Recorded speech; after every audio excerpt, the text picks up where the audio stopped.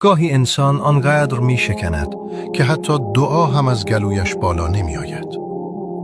نه فریاد می تواند بزند، نه اشک جرأت جاری شدن دارد.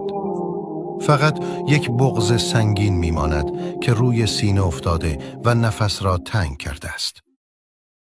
در همان لحظه هایی که فکر می کنی خدا از تو دور است، در همان ثانیه هایی که خیال می کنی صدایت با آسمان نمی رسد، الله از همیشه نزدیکتر است.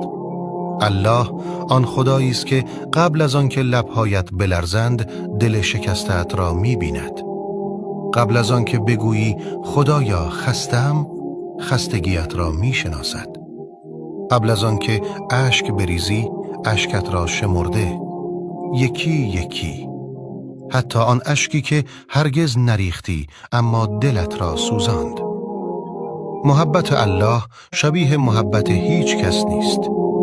آدم‌ها وقتی تو زمین می‌خوری گاهی نگاه می‌کنند، گاهی قضاوت، گاهی هم می‌روند. اما الله وقتی زمین می‌خوری خم می‌شود، آرام، بی صدا. نه برای سرزنش، فقط برای اینکه دستت را بگیرد و نگذارد بیشتر بشکنی. الله مهربان است، آنقدر که اگر بدانی دلت می‌لرزد.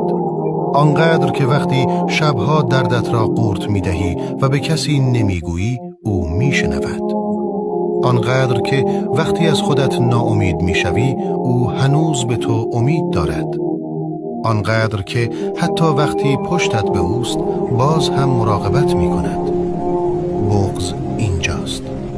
آنجاست که می‌فهمی الله تو را به خاطر پاک بودنت دوست ندارد.